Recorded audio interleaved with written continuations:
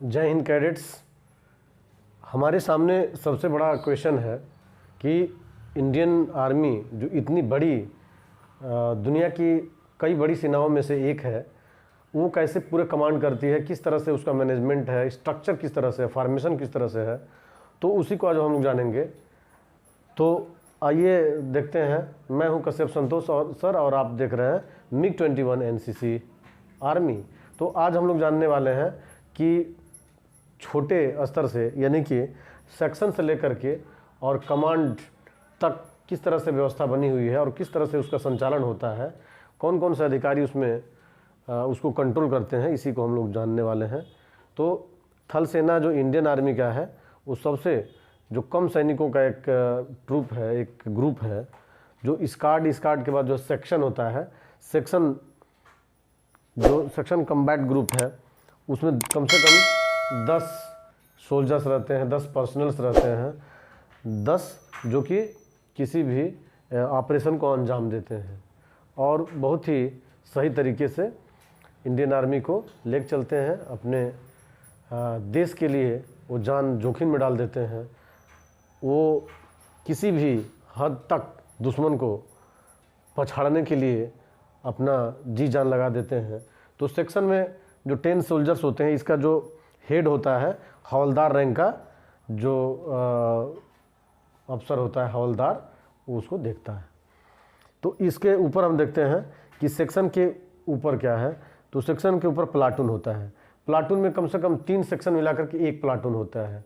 Platoon उन सैनिकों, उस पर्सनल का ग्रुप होता है जो लगभग 32-33 या 40 तक भी संख्या हो सकती है, उसका ग्रुप होता है। और एक प्लाटून को जो कमांड करता है वो JCO स्तर का एक अफसर होता है जिसको कंट्रोल करता है। इसके ऊपर देखते हैं तो कंपनी, राइफल कंपनी आती है। राइफल कंपनी जो होती है, कम से कम 3 से 5 प्लाटून का एक ग्रुप होता है। 3 से 5 प्लाटून जो सैनिकों का समूह होता है, पर्सनल्स होते हैं उसमें, जो किसी भी ऑपरेशन को अंजाम देते हैं। तो हम देखते हैं कि कंपनी प्लाटून, इसको जो कंट्रोल करने वाला है लेफ्टिनेंट स्तर का, लेफ्टिनेंट रैंक का अफसर होता है, जो बहुत ही सही तरीके से इसको कंट्रोल करता है और किसी भी ऑपरेशन को अंजाम देता है, एक्सिक्यूट करता है। इसके बाद है बटालियन। बटालियन जो होता है वो कंपनी, कम से कम 4 से 5 कंपनी मिला करके एक बटालियन होता है। और बटालियन में कम से कम 900 पर्सनल होते हैं, 900 सोल्जर्स होते हैं। और इसका बटालियन का जो अफसर होता है, जो इसको लीड करता है, वह कर्नल लेवल का, कर्नल रैंक का अफसर होता है जो इसे कंट्रोल करता है। इसके बाद है ब्रिगेड। बटालियन के ऊपर ब्रिगेड होता है। एक ब्रिगेड में कम से कम 3000 से 5000 सैनिक होते हैं। इसमें कुछ सपोर्ट आर्म्स होते हैं, कुछ उसके कम्बैट आर्म्स होते हैं, कुछ इंजीनियरिंग आर्म्स होते हैं। तो एक ब्रिगेड में इतने सोल्जर्स होते हैं और इसको लीड करता है वो ब्रिगेडियर होता है। कमांडर स्तर का कमांडर कहलाता है, जो कि ब्रिगेडियर रैंक का अफसर होता है और इसे वो लीड करता है। इसके बाद आता डिवीज़न।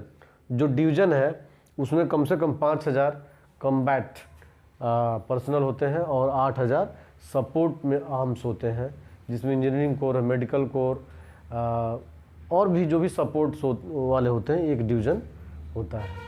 तो डिवीज़न भी कई इंडिया में अलग अलग डिवीज़न है, जिसमें कि आर्मी को कमांड किया जाता है, उसको नियंत्रित किया जाता है, उसकी सारी व्यवस्थाएं दी जाती हैं, चाहे वह युद्ध काल हो या शांति काल, दोनों टाइम में इसकी व्यवस्था होती है। इसके ऊपर जो होता है कोर होता है। कोर तो 4 डिवीज़न मिला करके और एक कोर का निर्माण होता है।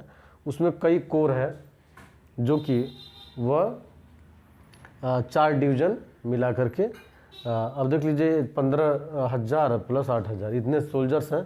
तो इतनों मिला करके एक कोर होता है, जो कि बहुत ही सटीक ढंग से भारतीय सेना को यह आगे ले चलता है और बिना किसी विवाद के, बिना किसी परेशानी के इतनी बड़ी चीज़ें कंट्रोल होती हैं।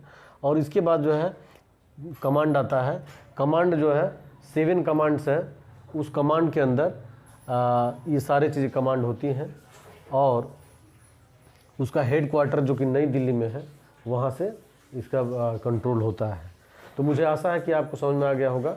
फिर से मैं ऊपर से अगर देखें तो हेड क्वार्टर के बाद कमांड आता है, कमांड के बाद कोर आता है, कोर के बाद डिवीज़न, डिवीज़न के बाद ब्रिगेड, ब्रिगेड के बाद बटालियन, बटालियन के बाद राइफल कंपनी, राइफल कंपनी के बाद platoon and then section formation, जो इस कार्ड में होते हैं। जो इस तरह से इसका निर्माण होता है। तो मुझे आशा है कि आपके एग्ज़ाम में ये आएगा और आप इसको नोट कर लिए होंगे।